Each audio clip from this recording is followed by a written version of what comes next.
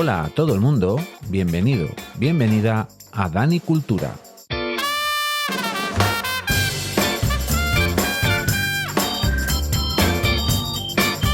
El podcast que, con una visión permacultural, va a tratar diferentes temas que seguro que te van a interesar.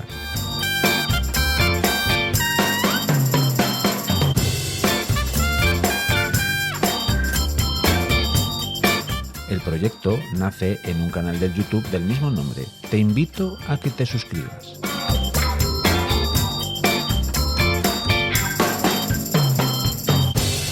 Espero que estéis muy a gusto y vamos allá.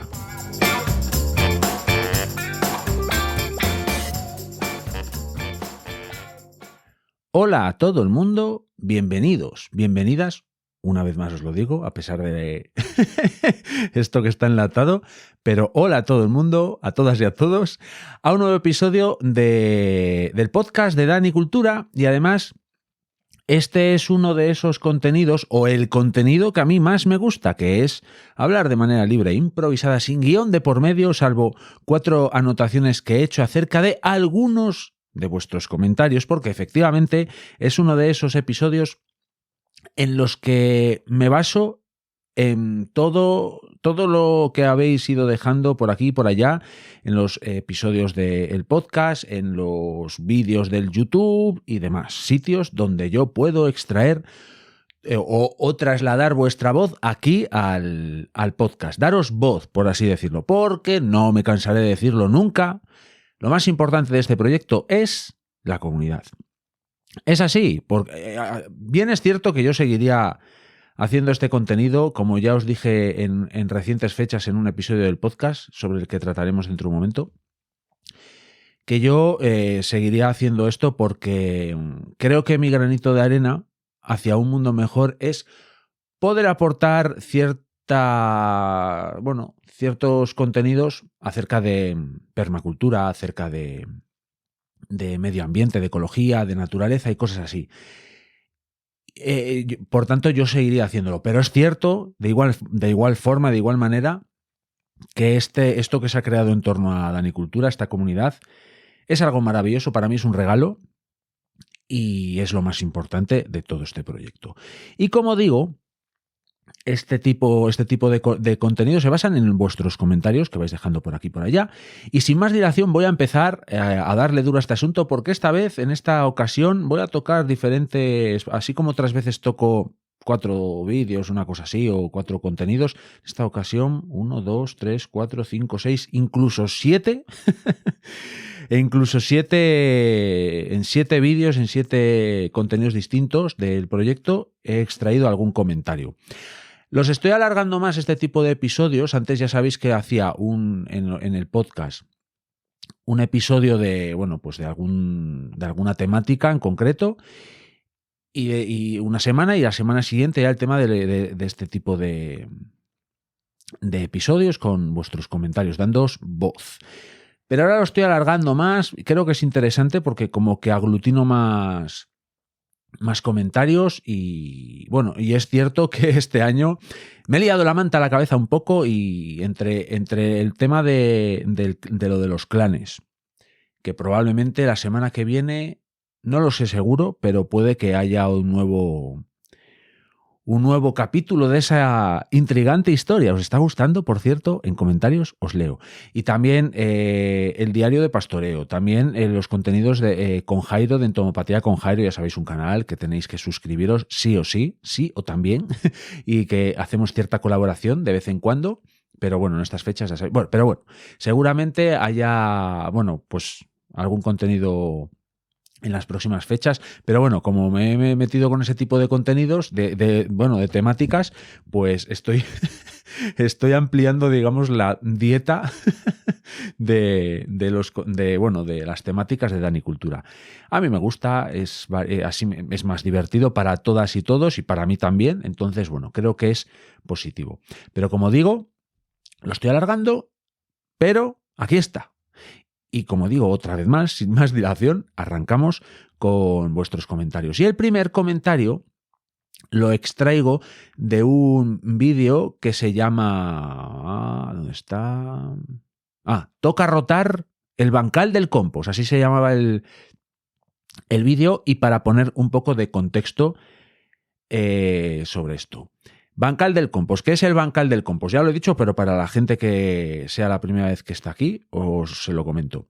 Bueno, ya sabéis que en el canal del YouTube hay una... Bueno, hay diferentes cosas que os muestro, pues de que van desde divulgación medioambiental, pasando por permacultura, aunque es cierto que todo lo que de lo que hablo siempre está basado en permacultura, sobre todo en las éticas permaculturales, ya sabéis, cuidado del planeta, cuidado de las personas y un reparto justo. Entonces, a través de ese prisma yo lo veo todo, tanto mi vida personal como lo que publico en el canal del YouTube o en el podcast.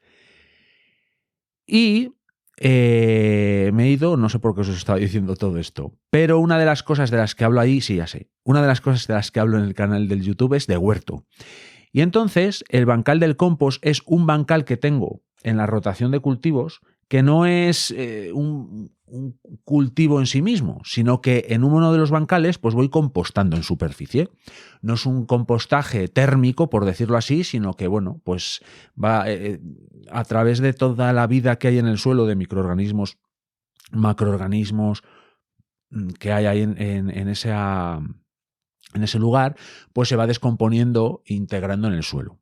Ese compost que voy amontonando ahí. Y ahí en ese bancal, pues lo que voy echando pues son restos del huerto, restos de siega, bueno, toda la materia orgánica que voy generando por ahí, pues ahí va. Entonces lo introduzco en la rotación de cultivos, ese bancal, y entonces lo voy moviendo. ¿Y qué ocurre en ese bancal? Pues que obtengo compost y que ese bancal, ese suelo, esa tierra que hay ahí, pues se va abonando, por así decir. Se va integrando materia orgánica, va generándose vida ahí y se descompacta muchísimo, entonces está muy bien introducir esta idea del bancal del compost en un huerto, porque bueno, está muy bien, son todo ventajas. Y entonces, en este vídeo comenta José Antonio, ya sabéis, persona fundamental en esta comunidad, José Antonio. Hola, José Antonio, ¿qué tal?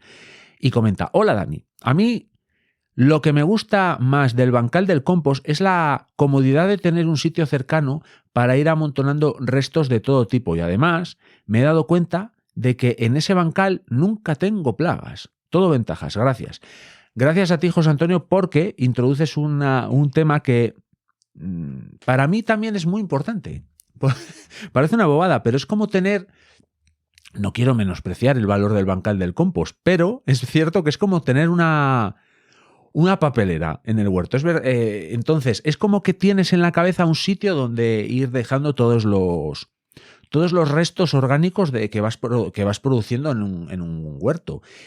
Y no es cosa menor, porque eso te genera... O sea, digamos que como que te ordena un poco las cosas en el huerto. Si no tienes este bancal, pues al final vas dejando una cosa por aquí, otra cosa por allá, de restos de poda que vayas dejando o lo que sea. Pero si tienes un punto en el que centrar todo este tipo de procesos, bueno, pues lo ordenas todo, lo mantienes todo de manera más correcta. A mí, por lo menos, me sirve. Seguramente haya personas que lo tengan todo como mucho más interiorizado en pues ese tipo de orden. Bueno, pues yo tiendo quizás a veces un poco al desorden. No al desorden, pero bueno, a dejar las cosas un poco por allí, por aquí, por allá. Bueno, esto quizás sea la descripción perfecta del desorden.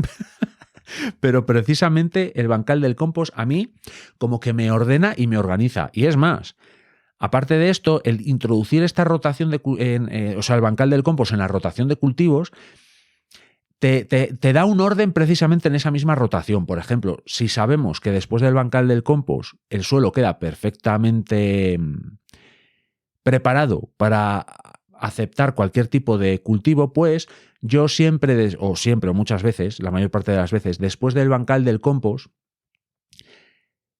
como que pongo ahí un cultivo que sea exigente.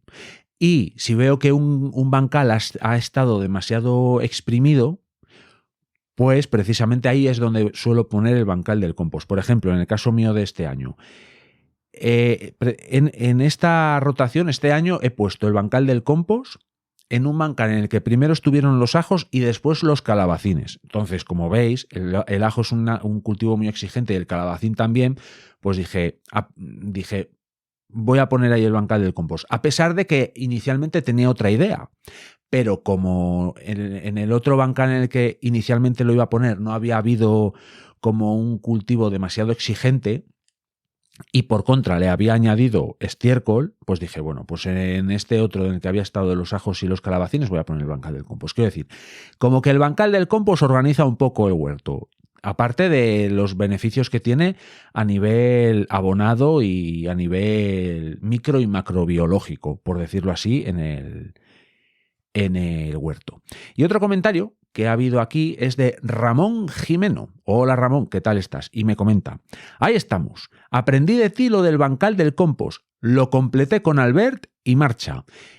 Pues cómo me alegro de escuchar esto, porque la idea de hacer el canal es precisamente pues trasladar ciertos conocimientos que yo pueda tener o alguna cosilla y que pues lo podáis implementar o digamos que ciertos beneficios medioambientales o ciertos beneficios permaculturales o lo que sea, pues se trasladen. Esa es la idea del canal. Y aquí Ramón es un ejemplo de lo que ha pasado. Y además, como yo siempre lo digo, yo no soy un experto en nada, pues está fenomenal que conmigo, por ejemplo, se me ocurre, os introduzcáis en cierto tipo de cosas y lo completéis con personas que tienen muchísimos más conocimientos que yo, como es Albert, que a quien se refiere Ramón aquí, Albert es de Albert de Huertos Low, que Albert de Huertos Low es un permacultor de reconocido prestigio y que tiene muchísimos conocimientos de horticultura y de muchas más cosas. Así que id a su canal de YouTube, que tiene mucho contenido y muy interesante. Así que voy a tachar aquí, a ver si lo escucháis. Ahí está. Y vamos a otro vídeo del canal. A ver, vamos a ver. El siguiente vídeo del que voy a extraer comentarios es uno que hice sobre sebes, que está... Aquí están las sebes, aquí. El vídeo se llama... A ver si me deja entrar. Sí. Las sebes como corredor biológico. Voy a hacer otro pequeño, digamos, apunte a este vídeo para poner contexto. Las sebes es un tipo de separación de fincas de minifundios, por decirlo así, que tradicionalmente se dio mucho en León y en general en el norte de España. Pero en León les dimos por nombre sebes. Son una especie de seto intencional, lo he explicado mil veces, pero a mí me da igual repetirme, que en base a, por ejemplo, ramas de árboles de las inmediaciones, por ejemplo, que en una zona en la que tú tienes una pequeña finca, hay chopos, bueno, pues con las podas que se hacen a los chopos y tal, con esas ramas grandes, pues se ponen postes. Esos postes se van entre esos postes se van como tejiendo otro tipo de ramas más pequeñas y ahí se va generando como un pequeño vallado, ¿no? ¿Qué ocurre con el paso del tiempo? Que esos postes de esas ramas más grandes enraizan y germinan y al final ahí pues se va generando vida. ¿Y qué pasa? Pues que va llegando fauna, pues por ejemplo pájaros o aves que pues han ido comiendo pues diferentes frutos de la zona, entonces pues dejan ahí sus excrementos y van germinando diferentes semillas y al final, después de los años, lo que se va generando ahí es un seto vivo que tiene un mantenimiento por parte de las personas propietarias de esas fincas y del comunal en general y entonces se va generando pues como una especie de bosques intencionales que son las partes divisorias de esas pequeñas fincas y que tienen muchísimos beneficios de cara a las personas. Por ejemplo, los animales pueden ramonear, generan sombra, retienen la humedad. Hay muchísimos beneficios. Y además hay otros beneficios ecosistémicos, como es que se convierten en un corredor biológico de primera magnitud, como precisamente en este vídeo os muestro, porque se ven nidos de aves, se ven sendas de pequeños mamíferos y no tan pequeños mamíferos, porque ahí hay veces que se van a sestear corzos, jabalíes y demás.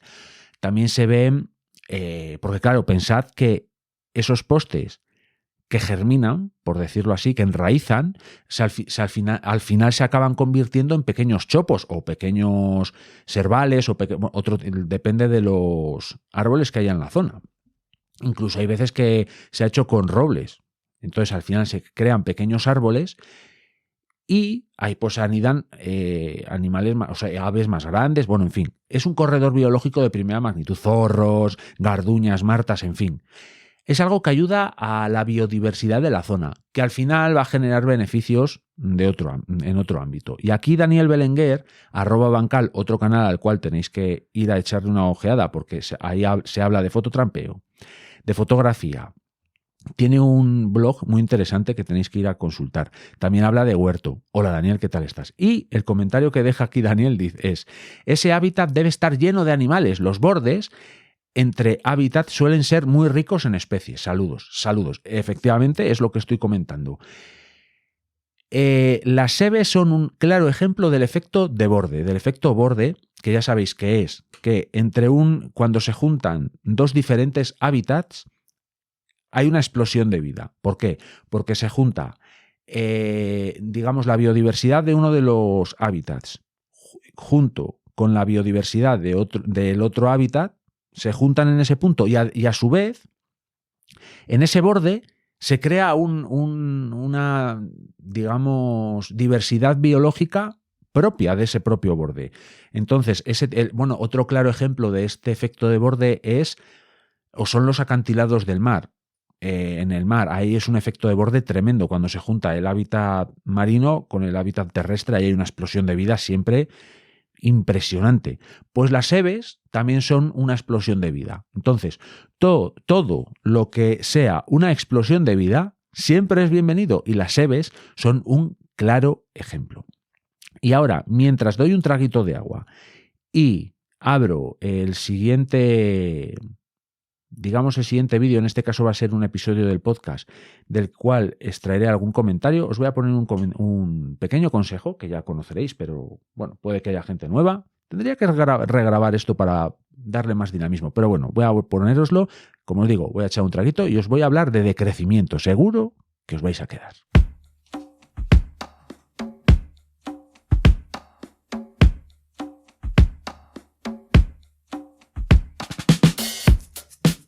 ¿Quieres ayudar al proyecto Danicultura? Puedes hacerlo de muchas maneras.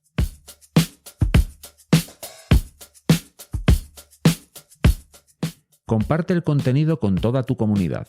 Comenta, interactúa. Por supuesto, suscríbete al proyecto y únete a la comunidad del Telegram.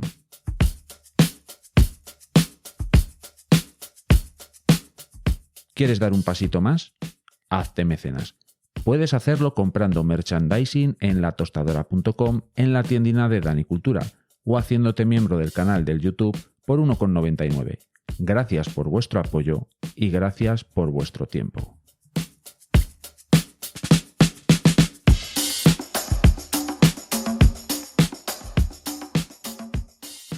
Gracias, gracias, gracias y siempre gracias. Como os dije, como os anunciaba, os voy a hablar de ese episodio del podcast en el que toqué un poco el tema de el decrecimiento y lo titulé Danicultura es decrecimiento. Y efectivamente, Danicultura es decrecimiento. Han pasado cosas curiosas con este canal, en este canal desde que publiqué este episodio. Bueno, episodios que se me quedaron que de repente pasaron de tener una visualización pública a tenerla privada, incluso este en particular. Bueno, ahí pasaron cosas. Cuando se habla de ciertos temas polémicos, hay veces que ciertos algoritmos te castigan. Pero bueno, a mí me da igual. Entonces, bueno, os hablaba del decrecimiento. El decrecimiento es una corriente, podríamos decir que económica y política y casi social, dentro de la cual yo me incluyo, que aboga por una bajada de revoluciones en el... ¿Cómo decirlo? Bueno, pues en la velocidad que lleva el mundo a día de hoy, en el metabolismo socioeconómico en el que vivimos. Vivimos dentro de un sistema capitalista, turbocapitalista a día de hoy, que hace poco he leído algún libro de filosofía, sí, leo muchos libros diferentes, y hablaban que el capitalismo actual había perdido algo que era ciertos valores. Porque hace tiempo, probablemente durante los 80 se produjo ese cambio. Estábamos en un sistema capitalista, de hecho el sistema capitalista lleva aquí siglos ya, pero mantenía cierto tipo de valores, que bueno, también tenía ciertos valores negativos, pero tenía ciertos valores, no sé, éticos, por decirlo así, había ciertos valores éticos. Pero a día de hoy eso ya ha desaparecido, como vemos cada vez que encendemos la televisión. Yo la enciendo poco, cada vez menos, la verdad. Me informo, soy una persona informada, pero no hiperinformada, porque como pongas la televisión, al final acabas enfadado porque es que el mundo está que arde. Entonces, ¿qué pasa? Pues que esta corriente político-económica social, por decirlo así, que es el de crecimiento, pues aboga por bajar varias revoluciones o varias marchas este sistema. Muchas de las críticas que recibe este movimiento es que es como que te dicen, pero ¿qué vamos a ir a vivir a las cavernas ahora? Anda. No es eso. Por ejemplo, como comentaba en este episodio, el hecho de no tener por qué fabricar vehículos subs, pues y fabricar coches pequeños, por ejemplo, eso ya sería una manera de crecimiento. O en lugar de comprar cosas nuevas, el usar y tirar, e intentar abogar por la reparación, pues eso también es de crecimiento. O consumir local también es de crecimiento, porque lo que no es normal es comer tomate todo el santo año, porque esos tomates vienen de muy lejos, o si no vienen de lejos, vienen de lugares en los que se ha consumido mucha energía para sacarlos adelante. Hace poco también escuché una historia que se produjo hace varios años y hablaba que hubo, ya veréis, es que esto es una cosa muy curiosa, hubo un accidente de dos camiones. Uno venía de Francia y otro creo que venía de Almería, o iba de Almería, y tuvieron un accidente en mitad de trayecto. ¿Y sabéis lo que transportaban ambos? Tomates. Es decir, y el de Almería iba para Francia, entonces, o sea, llevábamos de España para Francia tomates y de Francia para España tomates.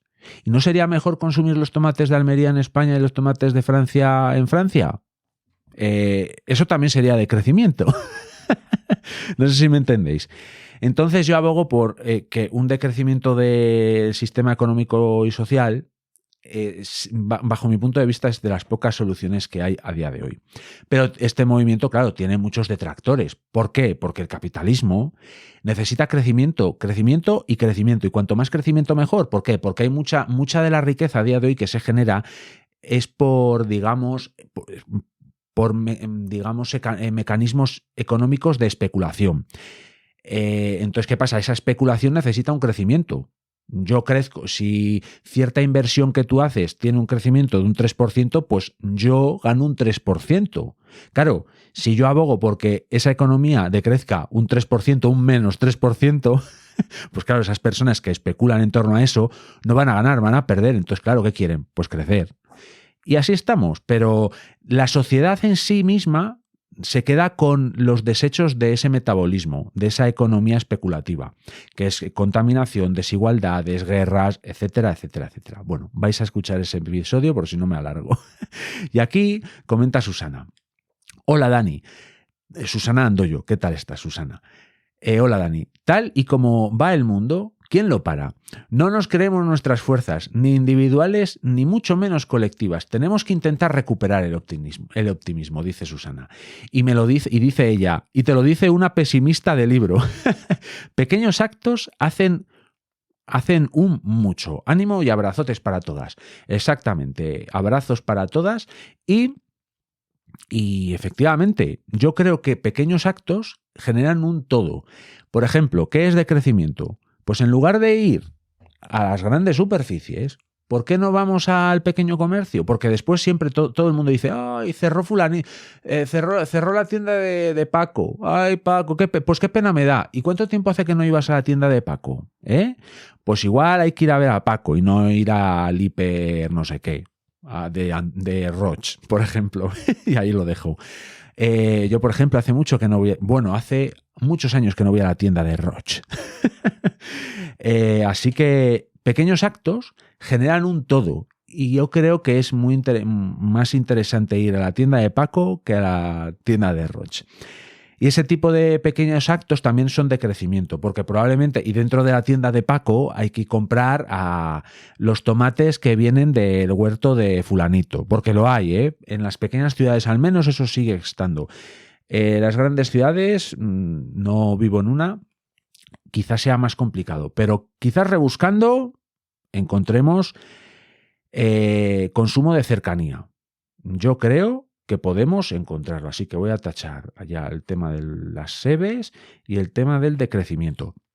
Será interesante leeros en comentarios qué opináis de esto, porque puede que haya gente que no haya escuchado el episodio del decrecimiento y me esté escuchando este tema ahora mismo. Y el siguiente vídeo es uno que titulé Huerto en invierno. Siempre bien. Y efectivamente, siempre bien. Bajo mi punto de vista, el huerto de invierno es... Bueno, a mí me gusta más el huerto de invierno, os lo voy a decir aquí y ahora. Me gusta más el huerto de invierno que el huerto de verano. Es cierto, perdón, que muchos de los frutos que se generan en el huerto de verano me gustan más. Un tomate, uy, qué ricos, o las judías verdes. Pero lo que es la gestión del huerto invernal, a mí me gusta mucho más. No tienes prácticamente que regar. Te da una cantidad de comida alucinante. Si salen las coles y las berzas como tienen que ir, dan muchísima comida. En fin, para mí, la cantidad de esfuerzo que le dedicas al huerto de invierno para la respuesta que te da es mucho más positiva que la de verano, porque en verano ya veis, tenéis que ir cada poco a regar, hay muchos más riesgos de plagas, etcétera, etcétera, etcétera. Y en este episodio, o en este vídeo del YouTube, comenta Rodrigo Ramos. Hola Rodrigo, comenta, mis berzas y lombardas están parecidas, creo que este año las pusimos ya un poco tarde. Por lo visto, aguantan el frío, pero con frío no crecen. No sé si comeremos alguna. Ánimo Rodrigo, porque ya verás cómo coméis alguna. Voy a echar un traguín, qué rica el agua. Bueno, vamos a ver por partes. Hay una cosa que ha cambiado para el tema del huerto de invierno que es fundamental y es el clima de verano. El cambio climático ya está aquí. Quien lo niegue, ya yo puedo ya advertir desde aquí que es una persona necia. Porque es que no quiere ver, sencillamente, por las razones torticeras que sean. Pero es evidente que el clima ha cambiado. Es evidente, es una evidencia. ¿Qué ocurre? Que antes las berzas las podíamos poner, por ejemplo, en agosto. En agosto, bueno, pues a finales pues ya se podían ir poniendo algunas berzas y ahí tenían como un crecimiento muy rápido, pues eso, en septiembre, principios de octubre y tal. ¿Qué ocurre? Por lo menos en mi zona, que os hablo desde León, en España, en el norte de España, pues que en agosto, si pones las berzas, al menos aquí, se queman, porque hay agostos que vienen, que hay pues semanas que no baja, o sea, hay temperaturas de cerca de 40 grados y las temperaturas mínimas pues no bajan a veces de 15 o de 20 incluso. ¿Qué ocurre con eso? Pues que las plantas las berzas mueren o crecen enfermas y tienen muchísimos problemas. ¿Qué ocurre? Pues que entonces las berzas hay que plantarlas ya en septiembre, Entonces, ¿qué pasa? Pues que de repente llega el frío y no han crecido lo suficiente y entonces en invierno pues las berzas se ralentizan como todas las plantas mucho. Así que es complicado sin un sombrero que, por cierto, nos aportarían las sebes. Ya veis que aquí tenemos un beneficio muy grande de las sebes, por ejemplo, poder escamotear un poco las consecuencias de este cambio del clima, del cambio climático. Bueno, pues como digo, ahí tendríamos que tener ciertas actuaciones para este tipo de cultivos como son las berzas. Entonces, ¿qué pasa? Que el huerto de invierno se ve afectado por el cambio climático que sufrimos en verano, que también se sufre en invierno en realidad, porque por ejemplo aquí ya no nieva como nevaba, no hay las heladas que había, etc. Pero las berzas, te animo a que las sigas cuidando, Rodrigo, porque al final salen. Al final salen. Puede que las plantes con toda tu ilusión para tener una buena lombarda para preparar del huerto en Navidad. Pero a mí también me pasa que es muy raro el año que tengo una lombarda del huerto en Navidad. Ya últimamente. Entonces, ¿qué pasa? Que yo empiezo a cosechar berzas pues ya por febrero. Es así. Y ya casi empalmo las últimas cosechas de berzas con los cultivos casi de primavera-verano. Entonces, bueno, ánimo y te aseguro que tendrás una buena cosecha. Así que el comentario de este vídeo está. Y vamos a pasar a otro, que es de un episodio de el podcast, el último, de hecho, que se tituló Érase una vez un pastizal. Y en Érase una vez un pastizal os hablo un poco, bueno, pues de un tipo de gestión que se hace de los pastizales, de los territorios de pasto para el ganado. Pero bueno, o sea, más que del tema de la gestión de pastos, como por ejemplo puede ser el pastoreo racional Boissin o el manejo holístico, este tipo de cosas las apuntáis y las consultáis en internet porque os va a flipar todo esto si no lo conocíais. Y bueno, y por supuesto escuchad ese episodio. Os hablo pues de qué ocurre, de qué tipo de evoluciones ha habido con respecto a los pastos y a los herbívoros. Es muy interesante, sobre todo lo que pasa debajo del suelo. Bueno, en fin, hay muchas cosas ahí. Y aquí, Adela de la Paz, un gran clásico y mecenas también del canal y del proyecto de Anicultura. Si queréis, ya sabéis, ya os lo dije en ese pequeño anuncio que os hago siempre, por 1,99 aquí en el YouTube podéis colaborar con el proyecto, pero colaboráis mucho si le dais ahora mismo al like. ¿Lo habéis hecho? Dadle al like y cuando terminéis lo compartéis, el contenido. Bueno, pues dice Adela, hola Dani. Yo ya sabía de este manejo de los pastizales y del ganado, porque he estado leyendo sobre agricultura regenerativa y es uno de sus pilares. Me parece un manejo muy inteligente. Me ha encantado escucharte. Besos. Besos para ti también, Adela. Sí, es que este tipo de manejos es muy interesante, ya no solo por la regeneración que hace de los suelos y de los ecosistemas, sino que precisamente para las propias personas que gestionan esos pastos, que se supone que quieren ganarse la vida con ello, con el ganado y todo esto, les reporta muchos beneficios porque si se maneja de manera correcta los pastizales y no se genera ese sobrepastoreo del que os hablo ahí, repercute muy mucho en la cantidad de pasto que se genera. Es decir, hay más pasto y por tanto los animales pueden pastar más cantidad, más calidad de esos pastos y por tanto tenemos que aportar menos insumos externos del sistema y por tanto ahorrar dinero. Esto es así, esto hay, por ejemplo, el manejo holístico, que de verdad que os recomiendo que le echéis una ojeada en internet. Hay unas tablas, o sea, esto no es una cosa que, bueno, al final es una observación de la naturaleza y de lo que ha ocurrido a lo largo de los milenios. Entonces, es una evolución de esto, es como un limado y un perfilado de todo este tipo de cosas que ocurran de manera natural. Pero claro, se ha perfilado tanto porque el ser humano es un animal que tiene mucho raciocinio, o se le supone, y entonces, pues podemos generar un beneficio, porque no solo el ser humano puede hacer pifias en el medio ambiente, puede generar muchísimo beneficio. Por eso el tema de que estaba pasando a día de hoy con el medio ambiente y los desastres medioambientales que hay y todo eso, a mí me da especial rabia. ¿Por qué? Porque si nosotros quisiéramos enfocar todo nuestro conocimiento al beneficio del planeta, de los ecosistemas, lo podríamos hacer. La cuestión no es poder, es querer. El tema es que no queremos. De hecho, y volviendo antes al tema del decrecimiento, hay otro movimiento que es el colapsismo. Yo no soy colapsista, yo soy decrecentista. Si queréis etiquetarme de alguna manera, me podéis etiquetar como os dé la gana. Yo soy Dani.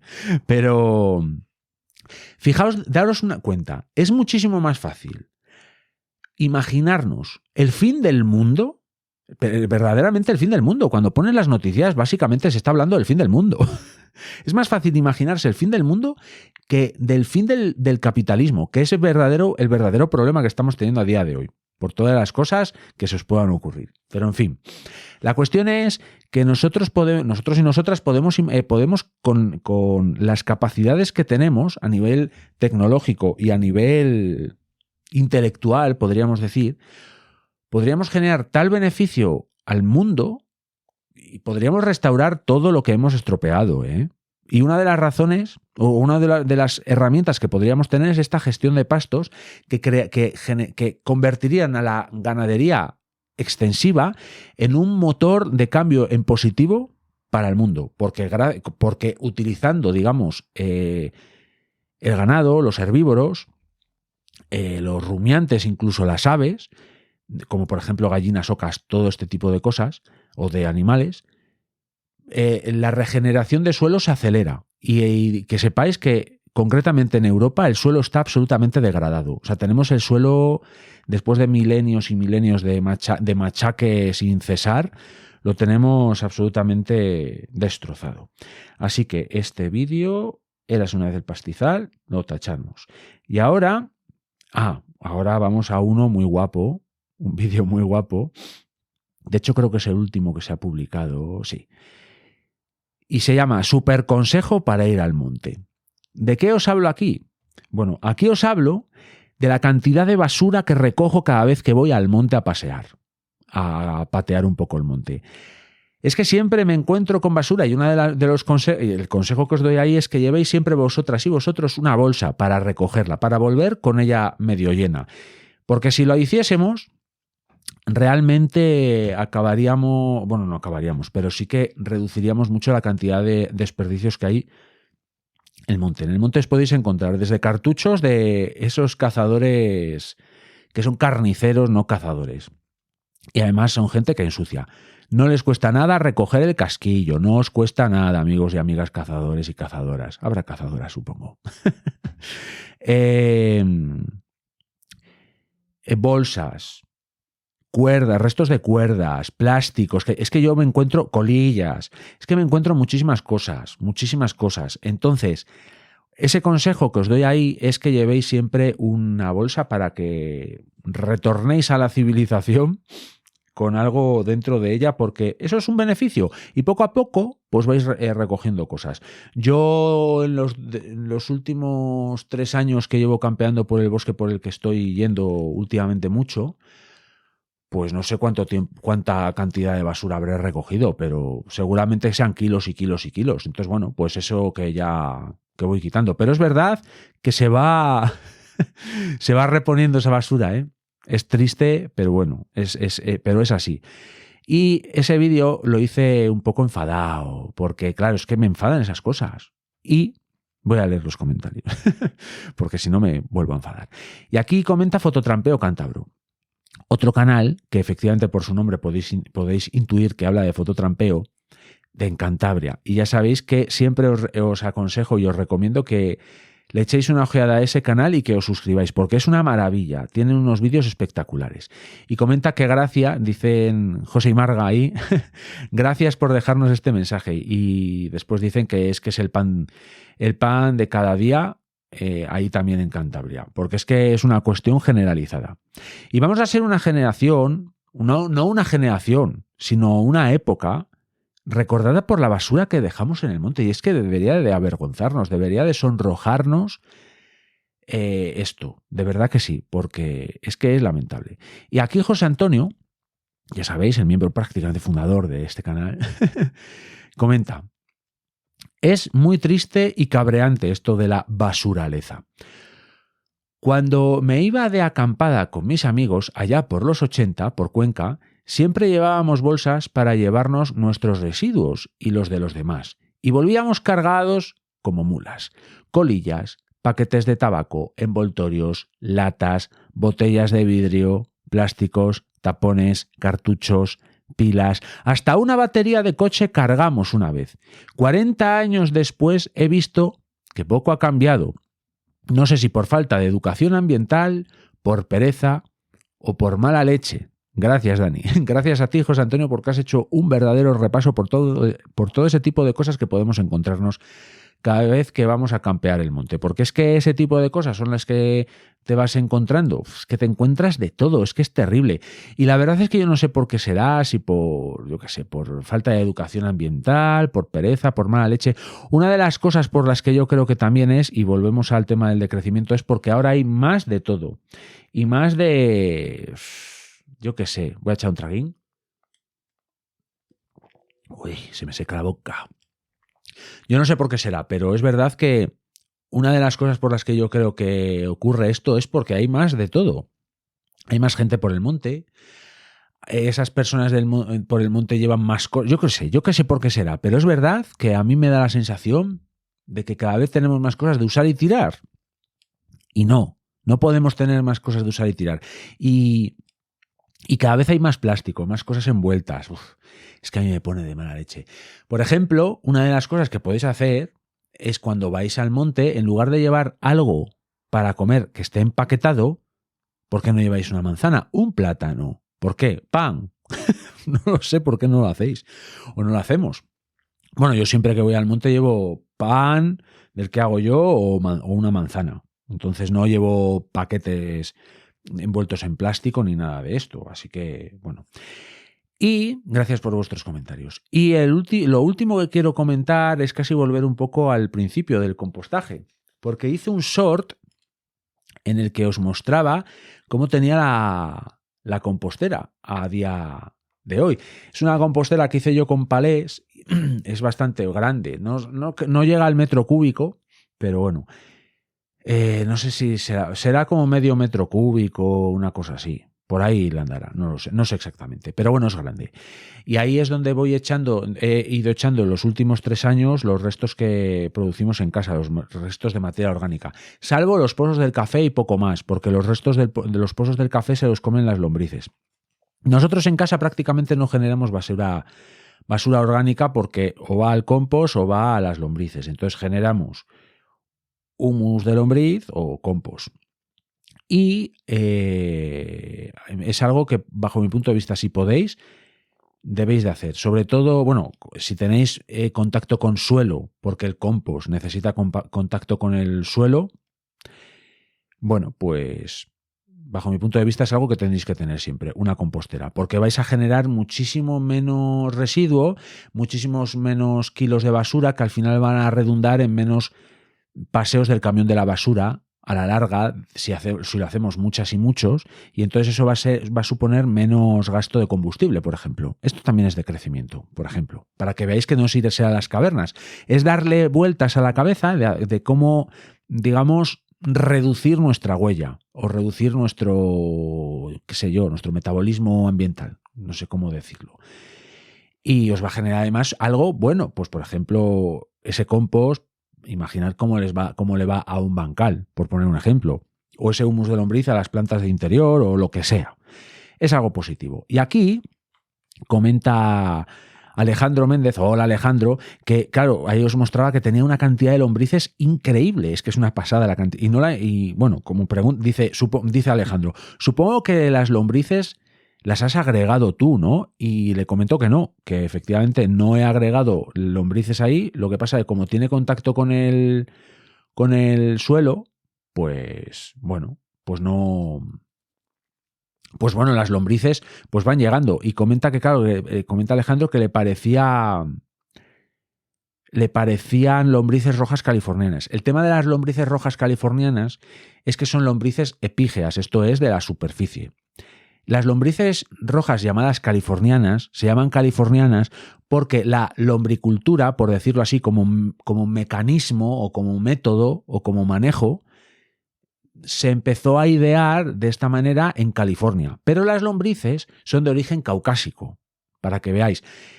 El tema es que esas lombrices es como que se adaptan muy bien a los espacios pequeños, como es una vermicompostera, y son epígeas. Entonces son ideales para para una vermicompostera, la lombricultura. Pero con las lombrices autóctonas que encontréis por la parte superficial de un jardín mismo o de un parque o lo que sea, podéis hacer una vermicompostera perfectamente. Y entonces no sé si serán parientes, pero vamos, son muy parecidas a las rojas californianas. Podéis hacer humus de lombriz perfectamente con eso. O sea, perfectamente.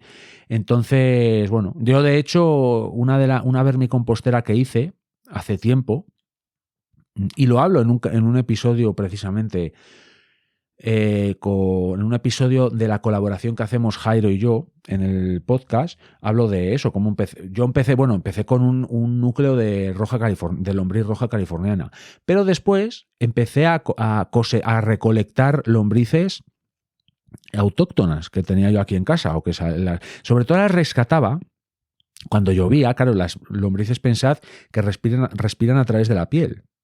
¿Qué ocurre cuando llueve? Que se anega el suelo, se inunda y se asfixian. Entonces, ¿qué pasa? Que salen a la superficie para respirar. Y había algunas que como que se quedaban en una zona de losas, y entonces esas al final iban a morir. Cuando sale el sol mueren, porque no les gusta el sol, les duele, por decirlo así. Bueno, mueren. ¿Qué ocurre? Que yo esas las rescataba y las iba echando en una maceta. En una maceta pues que tenía básicamente con sustrato y café. Entonces, pues ahí poco a poco fui generando una vermicompostera, un núcleo de lombrices autóctonas. Y hice una vermicompostera con ellas. Y iba como un tiro, iba fenomenal, hasta que un día, yo no sé qué pasó ahí, que desaparecieron todas y cada una de ellas. Yo no sé si es que no sé lo que pasó. A día de hoy para mí sigue siendo un misterio total. Desaparecieron. O sea, desaparecer es desaparecer. No quedó ni una.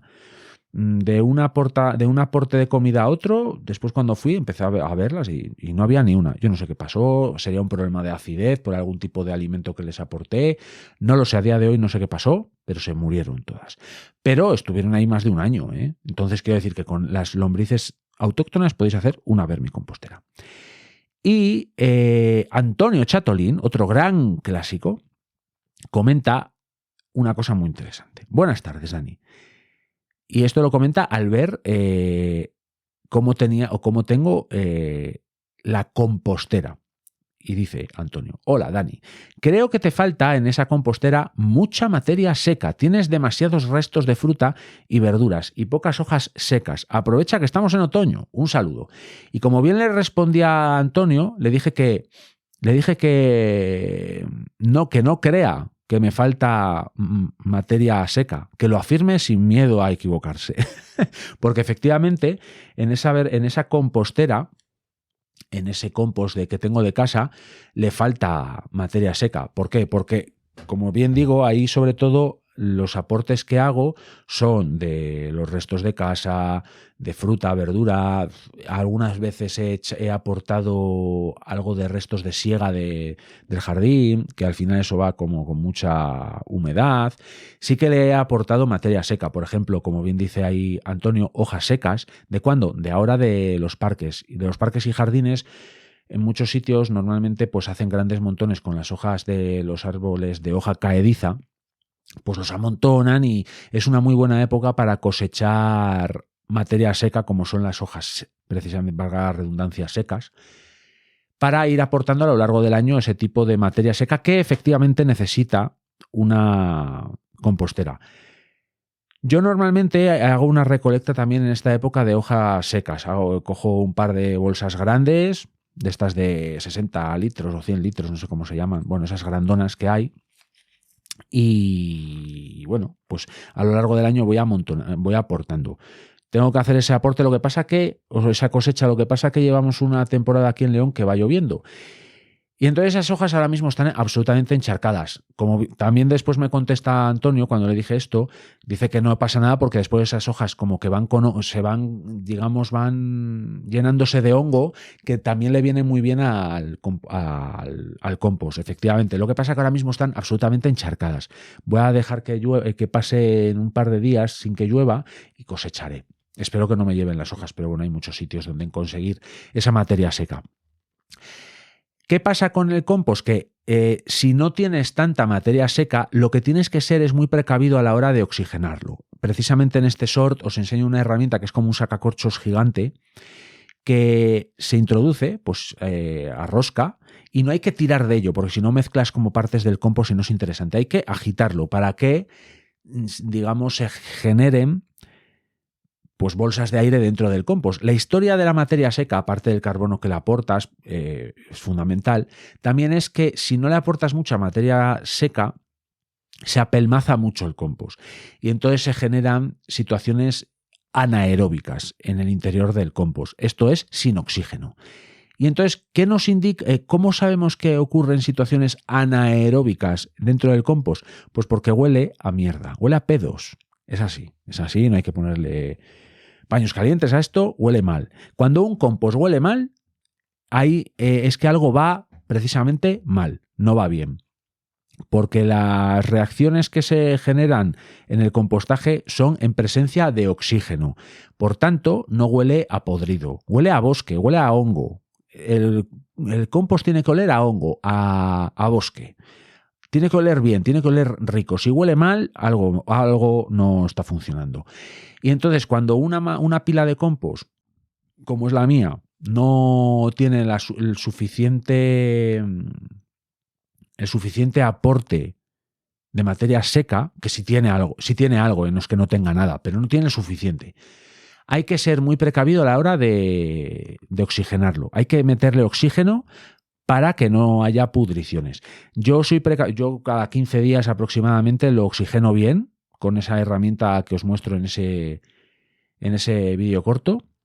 Y de momento no he tenido muchos problemas. Alguna vez sí que he captado ese olor del que os hablo, ese olor malo, y digo, aquí hay que meterle. Entonces ya sí que le meto de manera urgente materia seca, una muy buena oxigenación y arreglado. Cuando empecéis a hacer compost, seguramente empezaréis a conseguir información en internet, en libros, tal. Y hablan mucho de la composición, del equilibrio ideal de materia seca, de nitrógeno y carbono, que si tiene que ser una de nitrógeno por cada 10 de carbono, no me acuerdo muy bien cómo es. No os rayéis con eso, de verdad que no. Vosotras y vosotros lo que tenéis que hacer es empezar a hacer las cosas. Empezad. No decís, es que tiene que dar perfecto. Seguramente una composición, me hacen un análisis de mi compost y no sea perfecto, pero es. Y estoy compostando y tengo compost de un gran valor, porque todo compost tiene valor. A no ser que que haya tenido una pudrición terrible y eso sea venenoso prácticamente, no os asustéis, no pasa eso habitualmente. Tenéis que hacerlo adrede mal y nadie lo hace adrede mal, lo intentamos hacer siempre bien. Entonces, mi verdadero consejo a la hora del compostaje es que empecéis a compostar. Y ya en función de cómo arranquéis y de vuestra situación personal, porque hay veces que no tenemos acceso fácil a materia seca. Hay veces que es complicado encontrar materia seca. Lo que vais a tener sobre todo es materia fresca. Restos de frutas, restos de verdura, cosas de esas. Eso en cantidad. Entonces, ¿qué pasa? Pues vosotros y vosotras empezad a compostar eso, después lo mezcláis con papel, con cartones. Bueno, vais ahí haciendo pues una combinación y oxigenándolo. Y siendo precavidas y precavidos en ciertos aspectos, como es este que os digo, que no se compacte mucho, que no huela mal y tal, eso al final va a funcionar. Así que mi consejo desde aquí es que las cosas hay que empezar a hacerlas.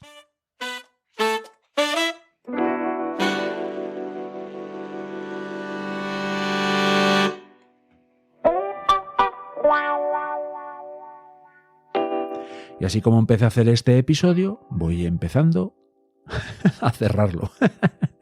Porque llevamos 55 minutos. Estos episodios a mí me encantan porque a mí me da mucho material del que tirar, hilos de los que tirar, y eso a mí me encanta.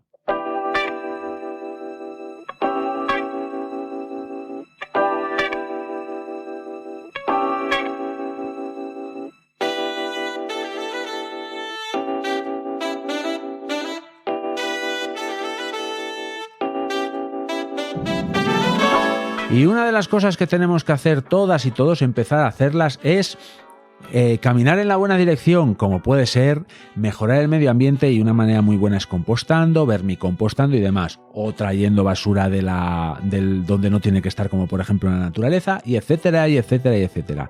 Y una cosa muy buena que tenéis que hacer vosotras y vosotros es dejarme allá donde podáis, dejándome comentarios, porque a mí me dan la vida y me alegran muchísimo. Y os doy las gracias de corazón porque dais mucha vida a este proyecto que es Danicultura. Así que muchas gracias y nos vemos en el siguiente episodio de este podcast o en el siguiente vídeo del YouTube.